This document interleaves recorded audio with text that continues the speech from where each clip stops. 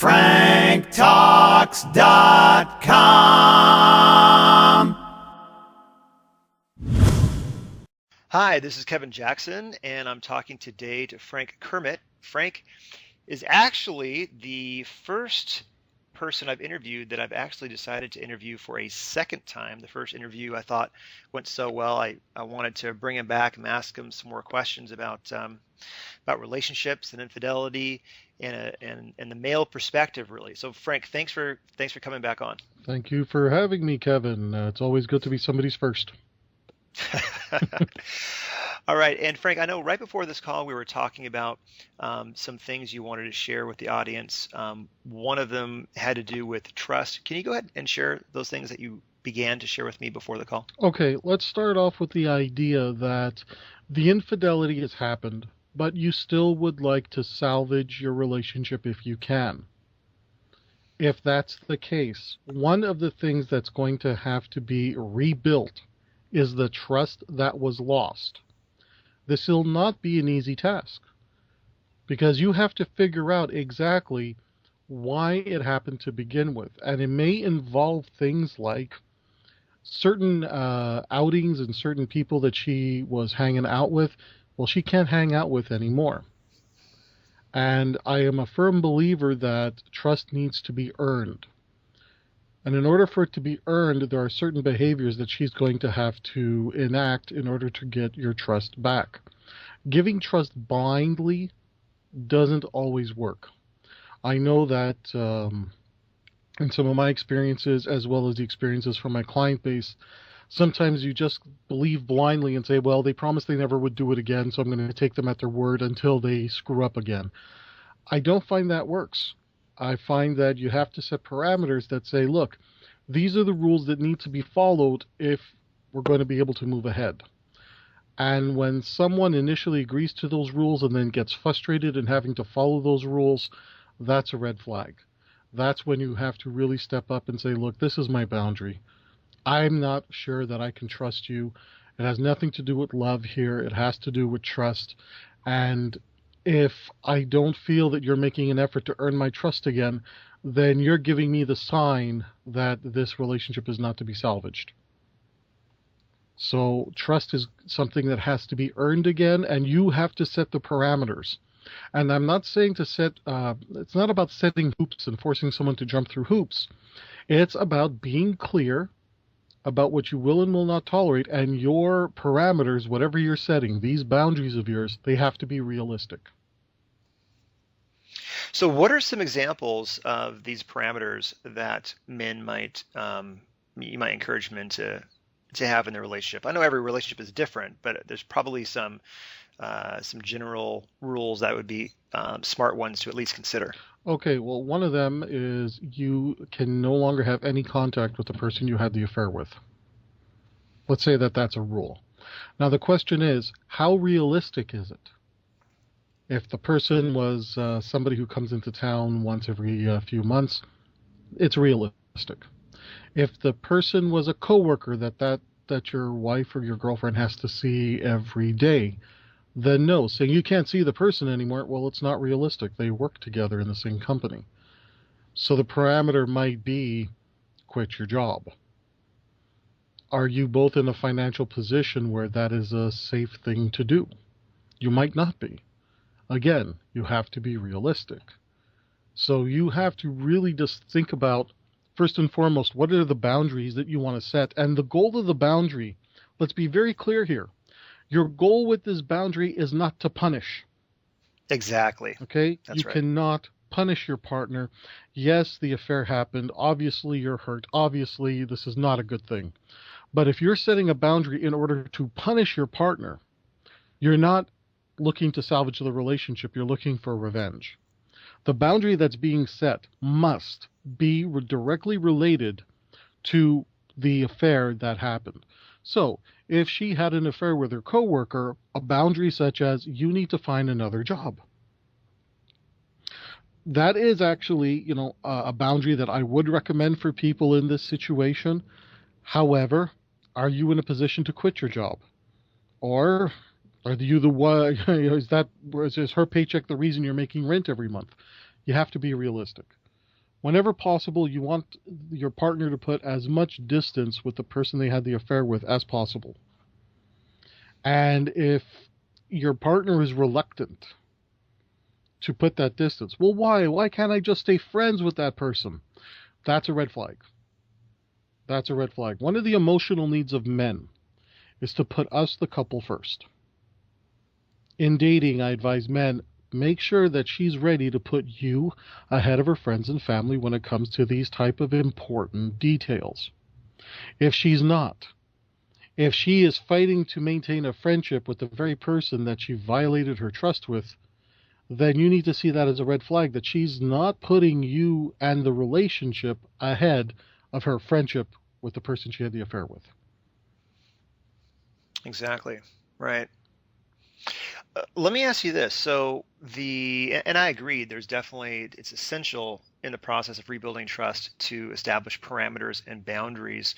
In fact, the lack of parameters and boundaries is one factor that contributes to infidelity in the Right. first place.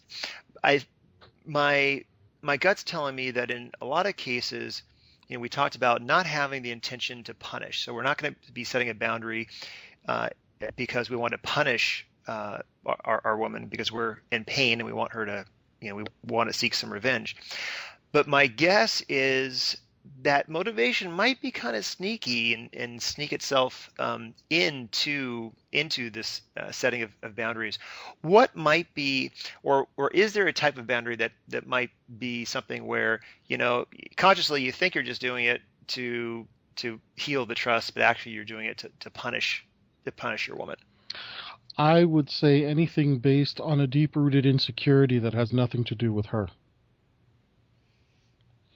So, for example, if she had an affair with her coworker, telling her that she can't go over and hang out with her parents, Yeah, right. okay, you have every right to be suspicious. Okay, your trust was violated. I'm not taking that away. So you have every right to be suspicious. However, the likelihood that she's going over to her parents and then, sneaking out of there to go be with another lover is fairly slim, and depending on the context. Now, if you happen to be with somebody who's cheating on you like crazy and is constantly lying, well, that's a different story. But if she's regularly going to see her parents every Sunday afternoon, and you know that this is part of the routine, and you pick her up or something to that nature, forbidding her from going to see her parents on the possibility that while she's there, she might be making phone calls or something to an ex or an ex-lover, that's going a bit too far. This is where now you just want to limit all of her access out there because it's based on you having a deep-rooted insecurity. With that said, she also has to be made to understood, and this is what you have to communicate. Until she earns your trust again, you will be suspicious of her. So you may very well just check up on her at her parents' place that Sunday afternoon. You may just happen to call her parents' phone instead of her cell phone just to make sure that she's there. And when she says, I don't like you checking up on me, well, you have to earn my trust again. That's not being punishing, that's being smart. The punishing may come in where you start getting very vicious, where you start making threats. For example, if you don't like it, how about we sit down and explain the whole situation to your parents? Threatening her with the violation of her reputation is probably not the smartest way to go. Because that's not going to encourage her to reconcile. That's probably going to encourage her to just end the entire relationship with you. If on some level that's what you want, so be it. But if you are trying to salvage this relationship, punishing your partner is not the way to go. And you do need to keep in mind that if you ever make a similar mistake, now granted, maybe you're the type of guy that you would never cheat on someone, but you might make other types of mistakes that you're hoping that she's going to stick by you if you make those mistakes. Do keep that in mind. Right. I was going to relate something you said back to an interview I was doing earlier today with a gentleman named Ron Anderson, and his wife Nancy cheated on him about 30 years ago, and she ended up writing a book called How to Avoid the Greener Grass Syndrome. And he was relating the idea, which I believe is true, that when you get cheated on, it's really tempting then to use your partner's infidelity as a trump card whenever you get in an argument. Oh, yeah. So you bring it up, you're fighting against about something, and then you say, well, at least I didn't cheat on you. And that sort of punishing your partner, although very tempting and perhaps even natural, completely undermines the process of reestablishing the trust and renewing the bonds in your relationship. When you get into a habit of punishing someone, eventually the person gets tired of it. The Monogamy Map. Remember to sign up for the Monogamy Map newsletter and get weekly tips about navigating the journey of setting up and creating successful monogamy for two. Sign up at franktalks.com now. franktalks.com. Check out the Frank Talks Relationships column currently running in the Suburban Newspaper online magazine. To read more, please visit thesuburban.com. franktalks.com.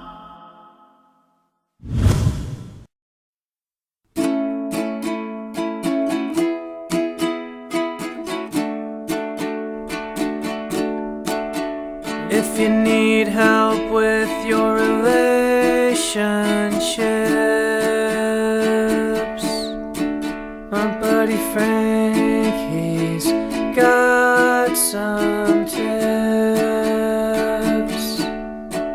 Just go to franktalks.com. His advice is better than your mom's. He knows what you're going through, Frank has been there too. So log on to franktalks.com. franktalks.com.